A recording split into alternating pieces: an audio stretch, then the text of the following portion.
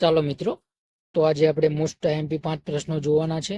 ઠીક છે, most IMP મેથ્સના પ્રશ્નો. બરોબર, તો જોઈ લઈએ પહેલો પ્રશ્ન. આપણે શું કહે છે પહેલો પ્રશ્ન? સુરેશ 18 દિવસમાં 2/3 કામ કરી શકે છે. રોહિતની કાર્યક્ષમતા સુરેશ કરતા બમણી છે. રોહિત કેટલા દિવસમાં કાર્ય પૂર્ણ કરશે? ઠીક છે, તો જુઓ અહીંયા સુરેશ જે છે એ 18 દિવસમાં 2/3 કામ કરે છે. એનો મતલબ શું થયો? 2/3 કામ 18 દિવસમાં. બરોબર, એનો મતલબ શું થયો કે કુલ કામ કેટલું છે? 3. આ કુલ કામ છે. બરોબર, એમાંથી 2 ભાગનું કામ એ છે એ 18 દિવસમાં કરે છે. બરોબર, 2 ભાગનું કામ એ 18 દિવસમાં કરે છે. તો કુલ કામ કેટલા દિવસમાં કરશે? 3 એ કુલ કામ છે. કેટલા દિવસમાં કરશે? ઠીક છે, તો 3 × 18 ચોકડી ગુણાકાર કરશું ને આપણે. 3 × 18 ભાગ્યા 2. બરોબર, 2 9 અને 18 એટલે 9 તરીને 27. બરોબર, સુરેશ પૂરું કામ કેટલા દિવસમાં કરે છે? આખું કામ 27 દિવસમાં. ઠીક છે, 27 દિવસમાં કુલ કામ કરશે. તો અહીંયા આગળ શું કહ્યું છે આપણને? રોહિતની કાર્યક્ષમતા સુરેશ કરતા બમણી છે. એનો મતલબ શું થયો કે રોહિત વધારે કામ કરી શકે છે સુરેશ કરતા. બરોબર, બમણું કામ કરે છે. તો રોહિત કેટલા દિવસમાં કામ પૂર્ણ કરશે? બરોબર, તો જો સુરેશ 27 દિવસમાં કરતો હોય તો રોહિત કેટલા દિવસમાં કરશે? રોહિત 27 ભાગ્યા 2. 27 ભાગ્યા 2. 2 કેમ મૂક્યા? કારણ કે આપણે એના કરતા બમણું કામ કરે છે. બરોબર, એટલે આપણો જવાબ શું થઈ જશે? ઓપ્શન બી, 27 ભાગ્યા 2. બરોબર, એટલે ઓપ્શન બી 27 ભાગ્યા 2 આપણો જવાબ થઈ જશે. ઠીક છે, ચલો આગળના પ્રશ્ન તરફ જઈએ આપણે. પ્રશ્ન 2. બરોબર, એક શહેરમાં વૃક્ષોની સંખ્યા 17,640 છે. જો વૃક્ષોની સંખ્યા વાર્ષિક 5% દરે વધે તો 2 વર્ષ પછી કેટલા વૃક્ષો હશે? ઠીક છે, અહીં ધ્યાનથી પ્રશ્ન વાંચો. બરોબર, આમાં કોઈ જ કેલ્ક્યુલેશન કરવાની થતી નથી. બરોબર, તમે પ્રશ્ન અને ઓપ્શન જોઈશો એટલે તમને ખ્યાલ આવી જશે. ઠીક છે, જોઈ લો. એક શહેરમાં વૃક્ષોની સંખ્યા 17,640 છે. ઠીક છે, જો વૃક્ષોની સંખ્યા વાર્ષિક 5% દરે વધે તો 2 વર્ષ પછી વૃક્ષો કેટલા હશે? Option A 14,000, option B 15,000, option C 16,000 કે ઓપ્શન ડી 19,450. આશા રાખું કે તમને જવાબ મળી ગયો હશે. ઠીક છે, જુઓ 17,640 વૃક્ષો છે હાલ. બરોબર, તો જો વાર્ષિક 5% દરે વધે તો શું થાય? 17,000 વધારે જ થાય. તો અહીંયા ઓપ્શન એમાં જુઓ 14,000 છે, તો ઘટે નહીં, એટલે ઓપ્શન એ ખોટો થઈ જશે. ઓપ્શન બી 15,000 પણ ના આવે. ઓપ્શન સી 16,000 પણ ના આવે.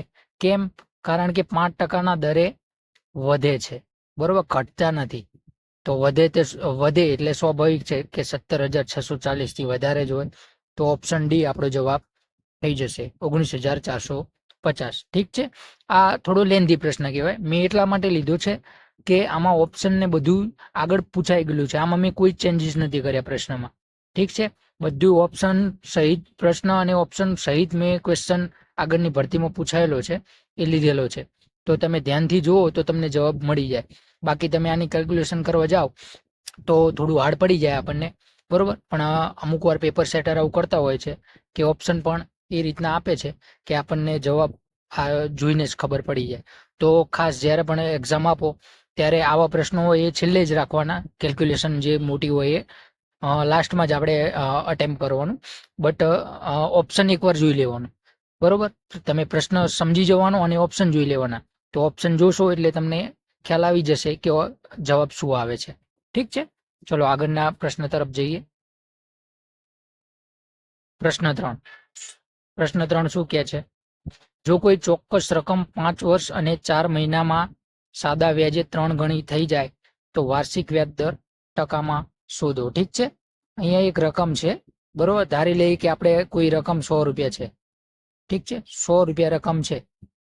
એ 5 વર્ષ અને 4 મહિનામાં 5 વર્ષ અને 4 મહિનામાં કેટલી થઈ જાય છે? 3 ગણી થઈ જાય છે. 3 ગણી એટલે 100 ના 300 થઈ જશે. ઠીક છે, મૂળ રકમ 100 રૂપિયા હતી, એ કેટલી થઈ? 300 રૂપિયા. કેટલા? 5 વર્ષ અને 4 મહિનામાં. એનો મતલબ શું થયો કે 200 રૂપિયા વ્યાજ મળ્યું હશે, બરોબર? 200 રૂપિયા વ્યાજ મળ્યું હશે 5 વર્ષ અને 4 મહિનાનું. ઠીક છે. હવે જો આપણે વ્યાજ દર શોધવો હોય ને તો શું કરવાનું ખબર છે? વ્યાજ દર શોધવા માટે આપણે શું કરવાનું? 1 મિનિટ. વ્યાજ દર બરાબર કુલ વ્યાજ કેટલું મળ્યું છે, બરોબર? કુલ વ્યાજ આપણને મળ્યું છે 200. ઠીક છે. કુલ વ્યાજ ભાગ્યા કુલ સમય કેટલો છે? 5 વર્ષ અને 4 મહિના. 5 વર્ષ અને 4 મહિના એટલે કેટલા મહિના થશે? 64 મહિના થશે. ઠીક છે. 12 પંચા 60 અને બીજા 4 મહિના એટલે 64 થશે. ઠીક છે. પણ અહીંયા જુઓ 200 ભાગે 64 કરશું એટલે શું મળશે આપણને? 1 મહિનાનું વ્યાજ. ઠીક છે. પણ અહીંયા આપણને પ્રશ્નમાં શું પૂછ્યું છે? વાર્ષિક વ્યાજ દર, બરોબર? વાર્ષિક વ્યાજ દર પૂછ્યો છે. 200 ભાગે 64 કરશું ને આપણે તો આપણને 1 મહિનાનો વ્યાજ દર મળશે, બરોબર? એક જ મહિનાનો. પણ આપણને વાર્ષિક વ્યાજ દર પૂછ્યો છે એટલે 12 મહિનાનો પૂછ્યો છે એટલે ગુણ્યા 12 કરવો પડશે આપણે. ઠીક છે. ગુણ્યા 12. ઠીક છે. તો આને આપણે સાદું રૂપ આપીએ. 64. ઠીક છે. 4 તારી 12, 4 દુ 8, 1 સેકન્ડ, 2 ભાગ્યા 100, 200 ભાગે 2 એટલે 100 આવી જશે. ઠીક છે. એટલે 100 ગુણ્યા 3 એટલે 300 ભાગ્યા 8. 300 ભાગ્યા 8 કરશું એટલે આપણને શું જવાબ મળશે? 8 તરીને 24. ઠીક છે. 24 60 8 સત્તુ 56 અને 8 પંચા 40. ઠીક છે. એટલે 37.5. ઠીક છે. Option C 37.5. વાર્ષિક વ્યાજ દર કેટલો હશે? 37.5. 37.5 ના વ્યાજ દરે કોઈ રકમ જે 5 વર્ષ અને 4 મહિનામાં માટે રહે તો એ રકમ પોતાની 3 ગણી થઈ જશે. ઠીક છે. ચલો પ્રશ્ન 3 તરફ. આશા રાખું કે તમે આમાં સમજી ગયા છો, બરોબર? આપણે વ્યાજ દર શોધવા માટે શું કરવાનું? સિમ્પલ આપણે શું કર્યું કે આપણે વ્યાજ દર શોધવો છે. તો વ્યાજ દર શોધવા માટે આપણે શું કર્યું? આપણે પહેલા એ જોવું પડે કે ટોટલ આપણને વ્યાજ કેટલું મળે છે. તો કુલ વ્યાજ આપણને કેટલું મળે છે? 5 વર્ષ અને 4 મહિનામાં કુલ વ્યાજ કેટલું મળે છે? 200 રૂપિયા મળે છે. ઠીક છે. એના ભાગે શું કર્યું? કુલ સમય કેટલો લે છે? 5 વર્ષ અને 4 મહિના. ઠીક છે. 5 વર્ષ અને 4 મહિના એટલે 64 મહિના થશે. ઠીક છે. ભાગે 64 કરીએ આપણે એટલે આપણને 1 મહિનાનો વ્યાજ દર મળી જશે. પણ આપણને અહીંયા વાર્ષિક વ્યાજ દર પૂછ્યો હતો એટલે ગુણ્યા 12 કર્યા આપણે. ઠીક છે. એનું સાદું રૂપ આપ્યું એટલે આપણને શું જવાબ મળ્યો? 37.5. એટલે આપણો જવાબ શું થઈ જશે? Option C 37.5. ઠીક છે. ચલો આગળના પ્રશ્ન જોઈ લઈએ આપણે. રાજેશ 25 કિલોમીટર પ્રતિ કલાકની ઝડપે તેની ઓફિસે જાય છે અને 20 કિલોમીટર પ્રતિ કલાકની ઝડપે ઘરે પાછો ફરે છે. જો તેને કુલ સમય 9 કલાક લાગે છે તો તેની ઓફિસ અને ઘર વચ્ચેનું અંતર કેટલું હશે? ઠીક છે. રાજેશ શું કરે છે કે 25 કિલોમીટર પ્રતિ કલાકની ઝડપે ઓફિસે જાય છે અને ઓફિસેથી ઘરે કઈ સ્પીડે આવે છે? 20 કિલોમીટર પ્રતિ કલાકની ઝડપે. ઠીક છે. એને કુલ સમય લાગે છે 9 કલાક.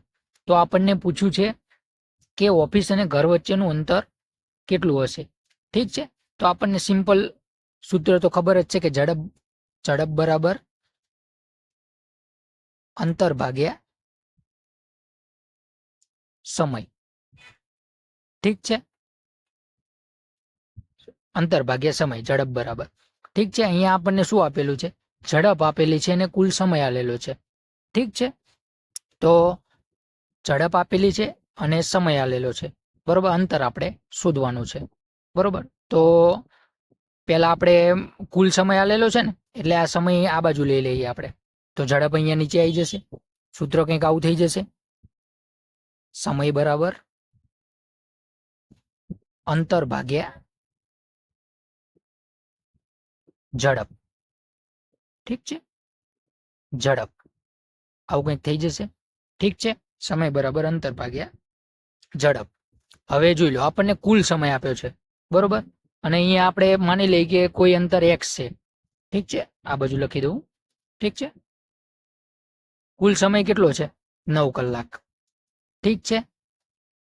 પહેલા જ્યારે એ ઓફિસે જાય છે ત્યારે કેટલી ઝડપે જાય છે? 25 કિલોમીટર પ્રતિ કલાકની ઝડપે. આપણે અંતર ધારી લઈએ કે x અંતર છે ઘર અને ઓફિસ વચ્ચેનું. તો x અંતર કાપતા, બરોબર, અંતર ભાગે ઝડપ છે ને, તો x અંતર કઈ સ્પીડે કાપે છે? 25 કિલોમીટર પ્રતિ કલાકની ઝડપે જ્યારે તે ઓફિસ જાય છે ત્યારે. એટલે x ભાગ્યા 25 થઈ જશે. ઝડપ આવી ગઈ આપણી આ નીચે. ઠીક છે, કુલ સમય તો 9 કલાક લાગે જ છે. પ્લસ જ્યારે એ ઓફિસથી ઘરે આવે છે ત્યારે કેટલી ઝડપે આવે છે?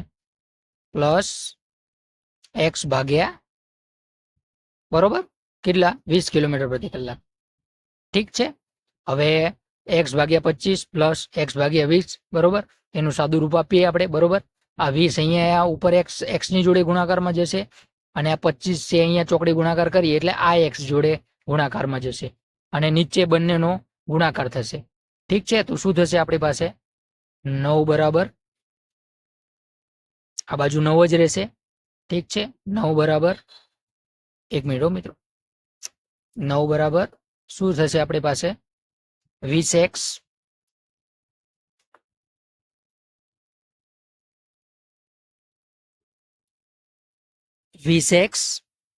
પ્લસ 25x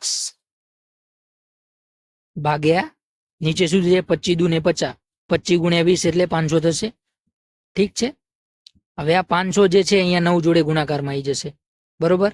એટલે 500 ગુણ્યા 9 કેટલા થશે? 4500 થશે, બરોબર. પણ આપણે 4500 નહીં, 500 ગુણ્યા 9 જ કરીએ. ઠીક છે,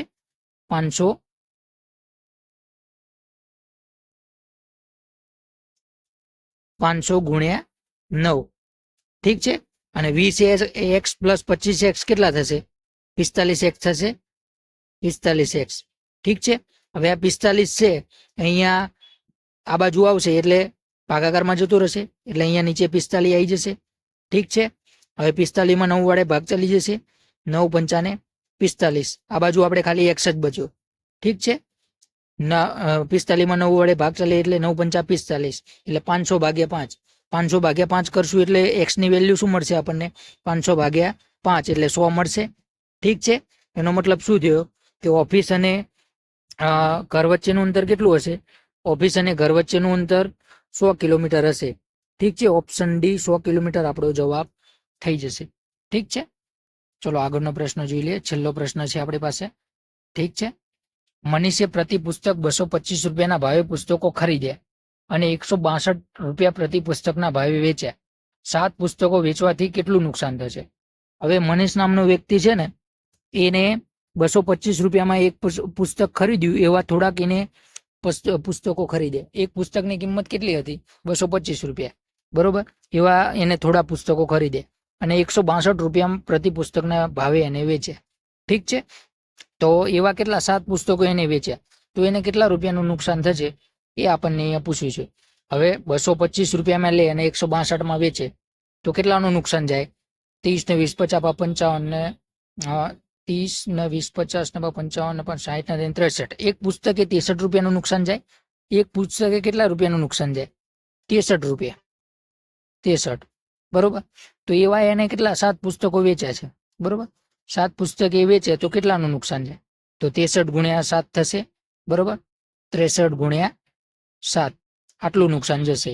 7 તરીને 21, 7 છંગ 42. ઠીક છે, એટલે 2 4 441 રૂપિયા. ઠીક છે, 7 પુસ્તકો વેચતા એને કેટલું નુકસાન થશે? 441 રૂપિયાનું નુકસાન થશે. ઓપ્શન એ 441 રૂપિયા આપણો જવાબ થઈ જશે. ઠીક છે,